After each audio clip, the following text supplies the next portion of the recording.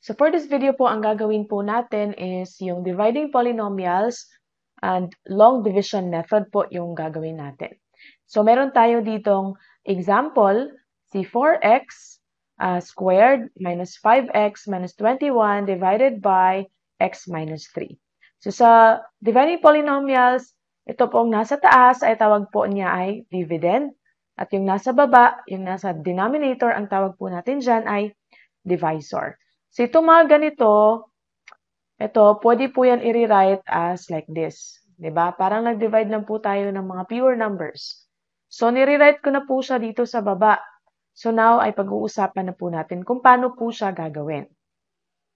So, ito, 4x squared minus 5x minus 21 divided by x minus 3. So, ang una po natin gagawin ay divide po natin si 4x squared kay x. So, if we divide 4x squared, so bale 4x squared divided by x. So, of course, copy lang natin si 4. Okay? Tapos, itong x squared divided by x, ang mangyayari po dyan, copy natin si x. Okay? Tapos, yung exponent po niya, 2. Tapos, ito, may 1 po yan na exponent, minus 1 lang natin. Kasi parehas po sila ng base. So, magiging, that's 4. Ayan, 4x raised to 1 or 4x na lang. So, yun po yung ilalagay natin dyan sa taas. Okay? 4x. Pagkatapos, ay imo-multiply natin si 4x dito kay x. Okay? So, imo-multiply natin yan sila. So, 4x times x. So, copy po ulit natin si 4. Tapos, kung multiply naman po, ang mangyayari sa kanilang exponent ay ma-add siya. So, magiging 1 plus 1 kasi may 1 dito, may 1 dyan. So, magiging 4x squared siya. Kasi lalagay natin siya dito sa baba, si 4x squared. Ayan. Pagkatapos, multiply po ulit natin si 4x kay negative 3. Okay, so 4x, so 4 times negative 3 is negative 12, tapos copy lang po natin si x. Okay, so that's negative 12x. So ngayon, multiply natin ito ng negative or negative 1.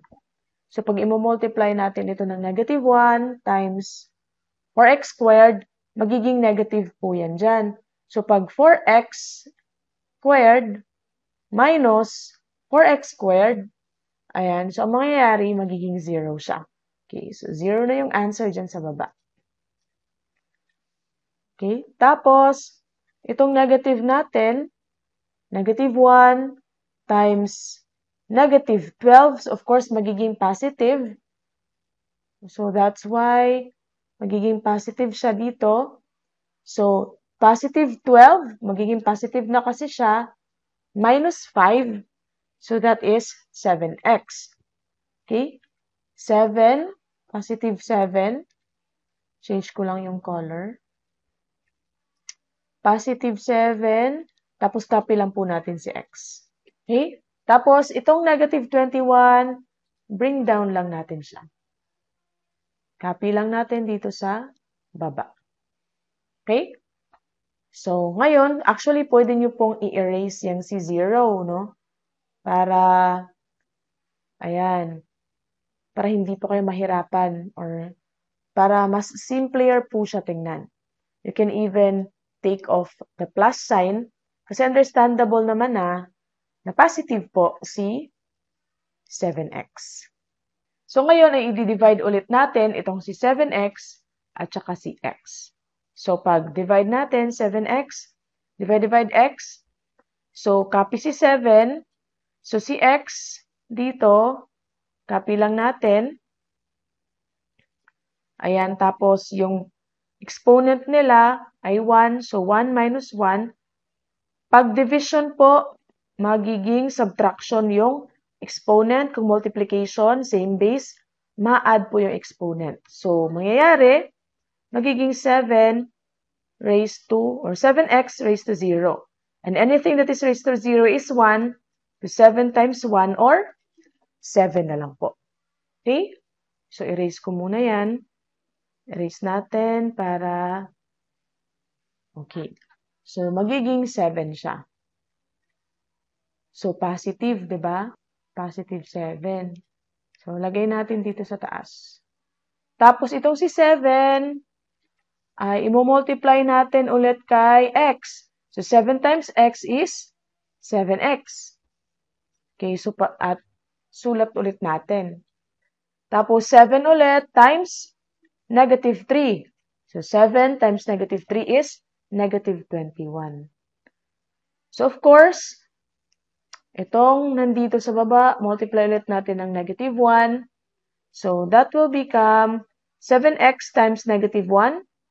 So, magiging negative si 7x.